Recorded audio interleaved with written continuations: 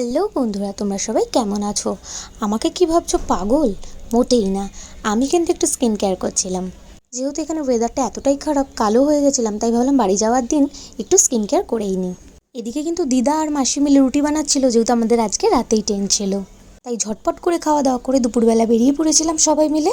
তবে আজকে কিন্তু বাড়ি যাওয়ার দিন, তাই মনটা একটু খারাপ হচ্ছিল। এতগুলো দিন মনটাকে শান্তি করে ঘুরছিলাম। আর তোমাদের কিন্তু আমি বলেছিলাম আমি ভুট্টা গাছ তোমাদের অবশ্যই দেখাবো। এই দেখো, দুই ধারে কিন্তু এভাবে ভুট্টা চাষ হয়েছে আর মাঝখান দিয়ে রাস্তা। বেশ ভালো লাগছে, তাই না? আর এই দেখতে দেখতে কিন্তু আমরা চলে আসলাম নিউ আলিপুরদুয়ার। যেহেতু আমাদের ট্রেন কিন্তু ছিল আজকে নিউ আলিপুরদুয়ার থেকে। আর এই কদিন আমরা এত আনন্দ করেছি, দিনগুলো কিভাবে কেটে গেল বুঝতেই পারলাম না। আর এই স্টেশনগুলোর আমার এই জিনিসটা ভীষণ ভালো লাগে, এখানে কোনো আলাদাভাবে সিঁড়ি নেই। এরকম যদি আমাদের এখানে হতো তাহলে হয়তো খুব ভালো হতো, কারণ আমাদের এখানে তো এরকম হবেই না। আমাদের এখানে তো লোকাল ট্রেন থাকে।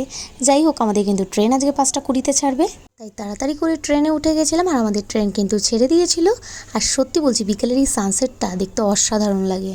আর আজকে আমরা কোন ট্রেনে যাচ্ছি তোমাদের সাথে অবশ্যই শেয়ার করছি। আজকে আমরা যাচ্ছি পদাতিক এক্সপ্রেসে।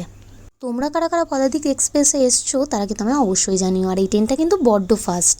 আর বিকেলবেলার দিকটা কিন্তু ট্রেনে এইভাবে মুড়ি মাখা হয়েছিল, যেহেতু বাড়ির সবাই ছিল আর বেশ মজা করে খাওয়া দাওয়া হচ্ছিল। এখানে মামা, মাসি, মা, মামি, দিদি, বোন আর দিদির ছেলে সবাই কিন্তু আমরা মিলেছিলাম। চলো, এদিকে কিন্তু মাখা হয়ে গেছে, আর খেয়ে দেখি কেমন লাগলো। আর বিশ্বাস করো, তোমরা অনেকেই এটা আদিক খেতে ভাববে, কিন্তু সবাই মিলে একসাথে থাকলে বেশ মজা হয়।